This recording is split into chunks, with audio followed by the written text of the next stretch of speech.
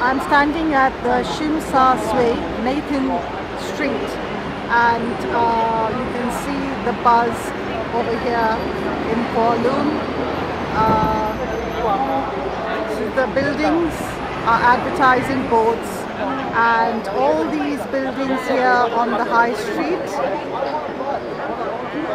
right up to the top, they are little shops actually, would you believe it, like where the red sign is flashing is actually a halal meat shop.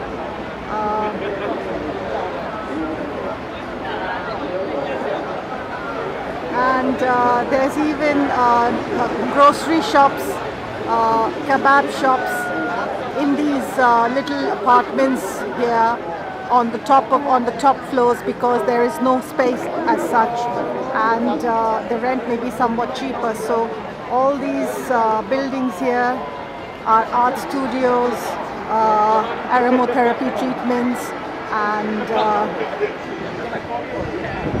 massage, reflexology, and that kind of stuff. So this is Nathan Street here in Kowloon.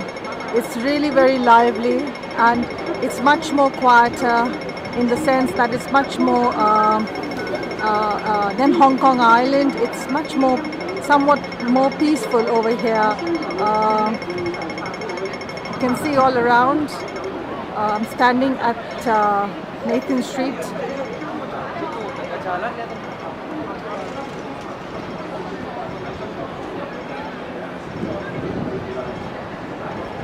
And all the billboards, advertising boards, all over these buildings and premises.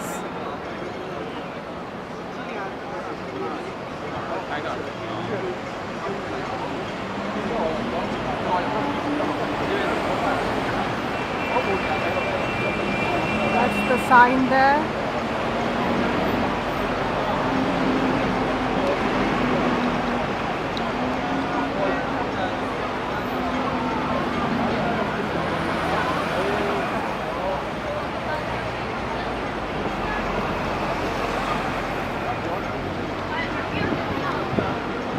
There's some hostels as well actually in these buildings. This part of Nathan Road is actually very nice, but as you go down towards the ladies' market, it's much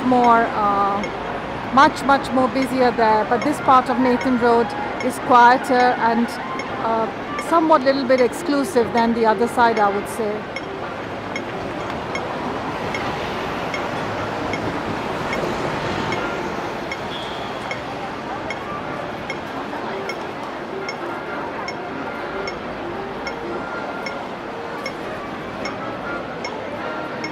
The other thing is that here it's tax-free shopping as well. So things are, cheaper as it would be on other parts of the world, because it's a free port. But also because the tax here is only, company's tax is only 5%. I was speaking to somebody earlier on, and it's only about 5%. So basically, in England and other parts of the world, it's triple that. So here, you can see all these high street shops and all this businesses and globalization. How effective taxation-wise this city is for them, and therefore you will find every single shops here in Hong Kong and Kowloon. And all the British shops as well are competing with these local shops and brands. But the tourists here are mostly from Taiwan, Hong Kong, China, and from the more Asian Pacific countries.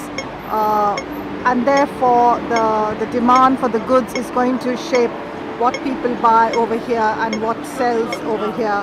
But it's quite different atmosphere since about 15-20 years ago.